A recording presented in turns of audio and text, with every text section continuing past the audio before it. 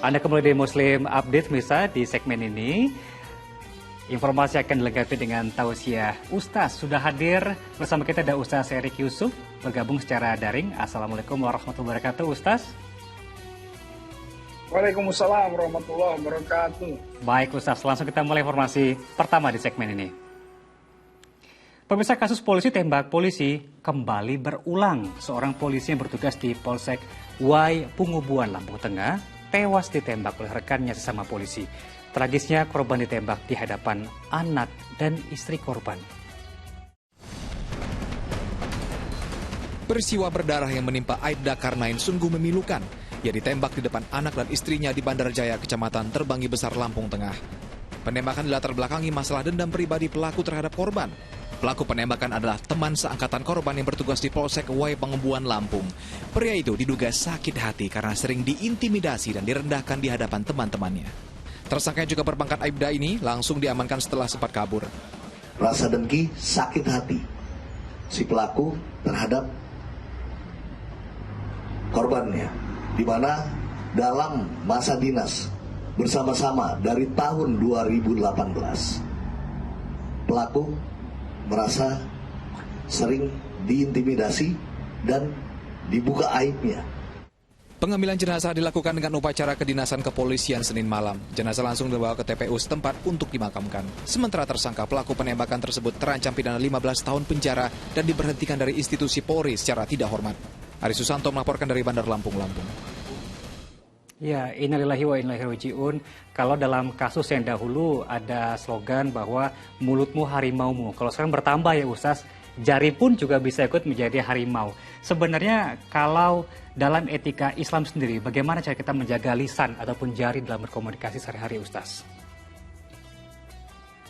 Ya, intinya kita kan sudah dituntun ya, dalam Islam itu falyaqul khairan aw liyasmut. Kalau kalian nggak bisa berkata yang baik, lebih baik diam itu. Dan kemudian Islam itu pada dasarnya adalah agama akhlak.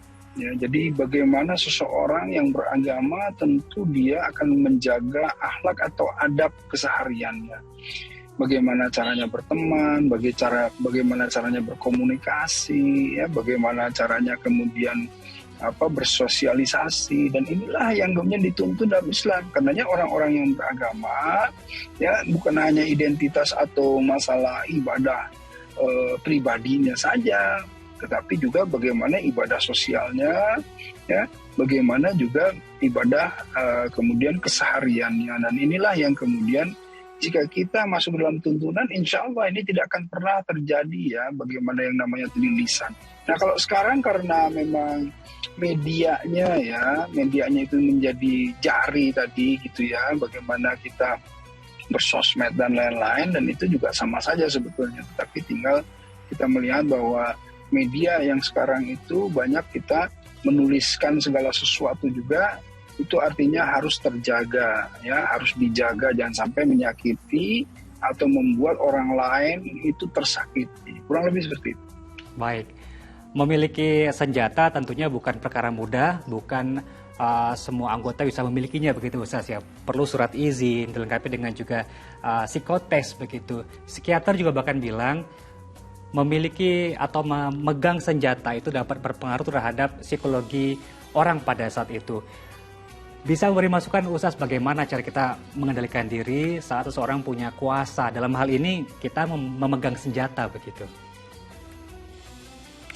Ya, ini tentu ya sangat berkaitan dengan yang namanya amanah ya. Sebetulnya manusia sendiri ya hidup saja dia sudah harus kemudian memegang amanah itu. Karena apa? Karena dalam konteks manusia dijadikan khalifah ya, ja'ilun fil ardi khalifah. Jadi dijadikan khalifah di muka bumi atau pemimpin di muka bumi yang tugas amanahnya itu memakmurkan bumi dengan menjaganya, dengan merawatnya, dengan melindunginya segala sesuatu yang ada di bumi. Jadi bukan hanya manusia juga, tapi ke alam semua tumbuhan dan hewan.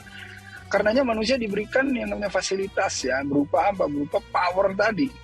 Ya, akal pikirannya. Itu kan manusia itu makanya harus amanah dengan akal pikirannya. Coba kalau manusia yang kemudian tidak amanah dengan akal pikirannya, ya hancur semuanya. Nah, senjata itu kan bagian kecil ya bagian kecil dari tadi amanah tadi gitu. Nah karenanya seseorang itu ketika dia diberikan ilmu oleh Allah bisa jadi sombong. Ketika diberikan jabatan dia merasa bisa sewenang-wenang menjadi zalim gitu ya.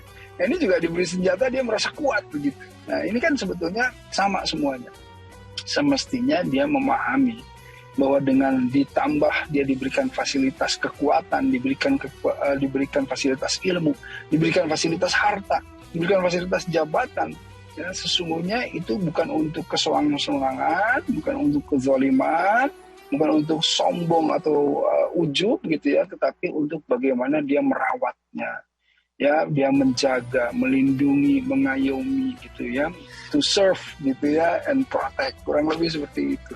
Baik, mungkin Ustaz bisa menjelaskan kembali kepada kita kira-kira seperti apa ganjaran bagi umat Muslim yang membunuh sesamanya.